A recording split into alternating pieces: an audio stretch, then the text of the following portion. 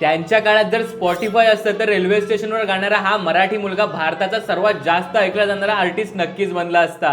कारण आजही महाराष्ट्रातल्या प्रत्येक घराघरात गावागावात त्यांची गाणी रिपीटवर ऐकली जातात। मुंबईतल्या लेबर कॅम्पच्या पार्ट्यांमध्ये कोरस देण्यापासून त्यांनी आपल्या गायनाचा प्रवास सुरू केला आणि अशाच एका पार्टीत त्यांचं गाणं ऐकून HMV कंपनीने गेला हरी कुण्या गावा ही त्यांची 4 गाण्यांची पहिली कॅसेट रेकॉर्ड केली आणि त्यांच्या पहिल्याच कॅसेटने विक्रीचे सगळे रेकॉर्ड्स तोडून टाकले। त्यांच्या कारकिर्दीत त्यांनी 10,000 पेक्षा जास्त गाणी गायली आहेत। तर हे महाराष्ट्राचे महागायक म्हणजे प्रल्हाद शिंदे।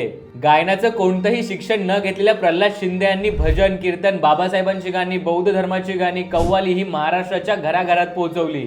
नवरात्र उत्सव, आंबेडकर जयंती, बौद्ध पौर्णिमा, कोणत्याही गावातली जत्रा, यात्रा, संदल, उरूस अशा सगळ्या कार्यक्रमांना त्यांना बोलावणं येऊ लागलं आणि एका पॉइंटला ते महाराष्ट्रातले सगळ्यात जास्त मागणी असलेले गायक बनले। प्रल्हाद शिंदे यांनी कधीच त्यांच्या गायनाचा धंदा केला नाही, पण त्यांच्या जीवावर कॅसेट कंपन्या मात्र गब्बर झाल्या। कॅसेट कंपन्यांचा विषय तर सोडाच, पण महाराष्ट्राच्या सरकारने सुद्धा या महागायकाची हवी तशी दखल घेतली नाही। माझ्यासारखे लाखो फॅन्स त्यांचे आजही महाराष्ट्रभर आहेत आणि जर तुम्हालाही वाटत असेल की त्यांचा यथोचित सन्मान व्हावा तर आताच प्रल्हाद शिंदे फॉर महाराष्ट्र भूषण असं कमेंट करा आणि यावर्षीचा महाराष्ट्र भूषण हा प्रल्हाद शिंदेंना मिळायला हवा यासाठी प्रयत्न करूयात। त्यासाठी हा व्हिडिओ आहे ना तुमच्या परीने जास्तीत जास्त लोकांपर्यंत पोहोचवा, आपल्या स्टोरीजवर शेअर करा।